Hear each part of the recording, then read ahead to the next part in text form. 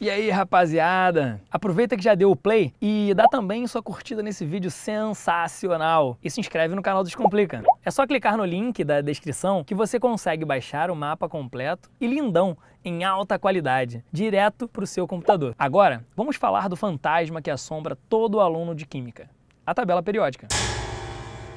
Com o quer que eu desenhe, você vai ver que ela não é nenhum monstro de 7 cabeças, mas sim de 7 períodos e 18 famílias. As tabelas foram propostas como forma de organização dos elementos químicos, até Mendeleev, que organiza os elementos químicos em função da massa atômica. O modelo atual foi estruturado por Moseley e atualizado por Seaborg, onde o número atômico cresce de 1 em 1. Ela tem 7 períodos ou séries, formados por uma horizontal, que nos ajudam na hora da distribuição eletrônica. Se um elemento está no quarto período, quer dizer que seus elétrons se distribuem até a quarta camada desse átomo. Ou seja, se você sabe o período, também sabe o número de camadas que ele tem. A tabela periódica também conta com a enumeração vertical de 18 famílias ou grupos, agrupando elementos com propriedades semelhantes. No caso dos elementos representativos, o número da família é o mesmo dos elétrons a serem distribuídos na camada de valência. Vamos começar pelo primeirão da fila, hidrogênio, presente no Sol e muito parecido com os hipster. Essa estrela é um elemento peculiar, que não se encaixa em nenhuma outra classificação. Já os metais correspondem à maior parte da tabela periódica. A divisão acontece nessa espécie de escadinha que aparece no canto direito. Se esqueceram onde fica? Procure os elementos que formam a frase "Até assim, Brasil". Os metais são sólidos nas condições ambientes, menos o mercúrio, que é um líquido. Eles têm um brilho metálico característico e também tilintam, tipo aquele barulhinho do sino, sabe? Metais são dúcteis e, além de maleáveis, são ótimos condutores, tanto de calor quanto de eletricidade. Tem também aquele outro tipo de metal, mais estilo Iron Maiden. Só uma piadinha. Não esqueçam, crianças, o hidrogênio está na coluna dos metais, mas ele não é um metal alcalino, hein? Logo ao lado dos metais temos os ametais. Nesses elementos nada acontece, feijoada.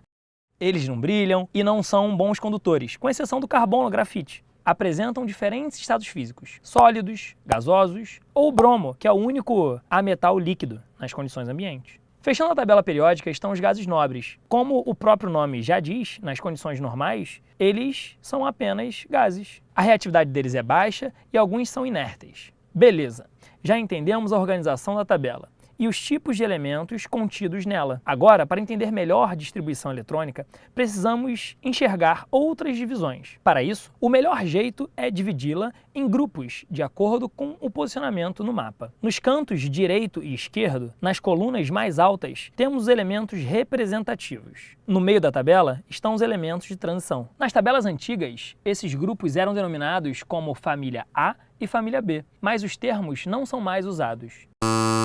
Nos elementos representativos, a distribuição eletrônica começa nas famílias dos metais alcalinos, com S1, e metais alcalinos terrosos, com S2. Pulando para os representativos do outro lado da tabela, chegamos novamente ao nosso amigo boro. Ele termina a distribuição eletrônica com P1, assim como os outros elementos que estão abaixo dele na tabela periódica. Localizado na coluna 13, que leva o nome dele mesmo, família do boro. A lógica segue para os outros grupos da sequência. Família do carbono termina com P2, a linda família do nitrogênio em P3, os calcogênios P4 e halogênios em P5. A exceção é do nobre hélio. Ele deveria terminar com P6, como os seus irmãos gases nobres, mas a distribuição eletrônica dele é um S2. Agora vamos para o miolo, ou os chamados elementos de transição externa. Eles são tão poderosos que vão de D1 até D10. Tanta energia faz até a tabela periódica transbordar para outras subdivisões, considerada transição interna. Esses dois períodos, que saltam da tabela atual, chamados de lantanídeos, e logo abaixo os actinídeos. Esses elementos pesam bastante e não são encontrados facilmente na natureza. Para sacar as propriedades periódicas de cada elemento, precisamos analisar bem qual a sua localização na tabela. A eletronegatividade cresce nas famílias de baixo para cima e nos períodos da esquerda para a direita. acompanhando o número atômico. O potencial de ionização e a afinidade eletrônica também seguem o mesmo raciocínio. Já a eletropositividade faz o contrário da eletronegatividade e cresce no sentido da direita para a esquerda e de cima para baixo, acompanhando o raio atômico, que tem um crescimento semelhante à eletropositividade. É importante ressaltar que a eletronegatividade, a eletropositividade e a afinidade eletrônica não são considerados os gases nobres nessa análise.